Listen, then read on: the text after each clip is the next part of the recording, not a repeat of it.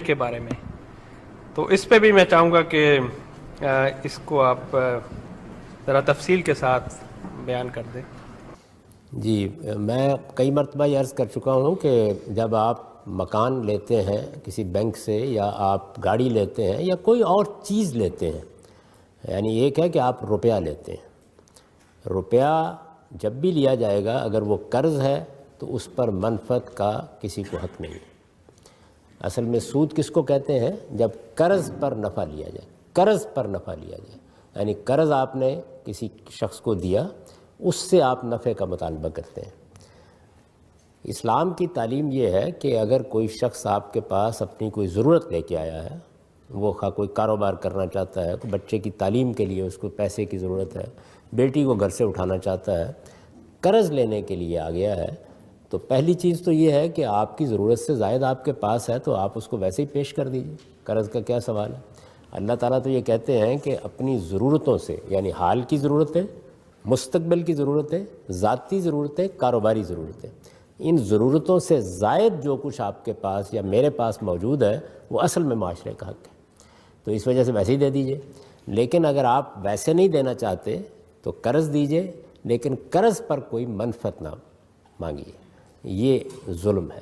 کیونکہ جب آپ قرض دیتے ہیں تو آپ پیسہ دیں گے یا کوئی ایسی چیز دیں گے جو کنزیوم ہو جائے گی، تو وہ آدمی جا کے اس کو صرف کر لے گا، یعنی وہ گھر میں رکھے گا تو نہیں پیسے کو، جب صرف کر لے گا تو اسے دوبارہ محنت اور مشقت کر کے وہ پیدا کرنا پڑے گا، تب آپ کو واپس کرے گا۔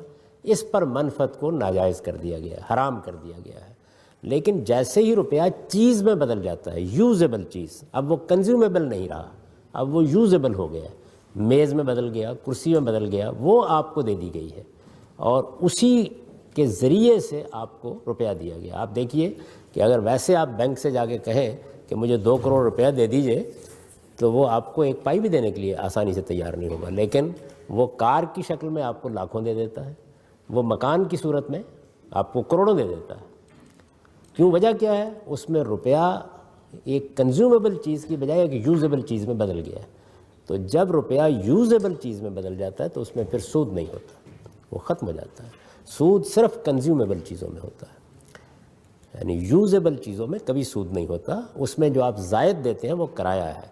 اس کو اس مثال سے سمجھیں کہ اگر مثال کے طور پر آپ کا ایک گھر ہے، میں آپ کے پاس کرائے پر گھر لینے کے لیے آتا ہوں اور آپ مجھے یہ کہیں کہ اس کا 50,000 روپے مہینے کا کرایہ دے دیا کرو اور 50,000 روپے کی قسط کر لو، آج کی قیمت کے لحاظ سے جب قسط پوری ہو جائے گی تو مکان بھی تمہارا ہو جائے گا، تو یہ تو سر احسان ہے۔ اس میں یعنی کون اس کو کرنے کے لیے تیار ہے؟ بینک یہی کام کرتا ہے آپ کے ساتھ۔ اس لیے میرے نزدیک مارٹگیج پر گھر لینا، گاڑی لینا، کوئی بھی چیز لینا، یہ بالکل جائز ہے، اس میں کوئی ادنیٰ درجے میں بھی خرابی کی چیز نہیں ہے۔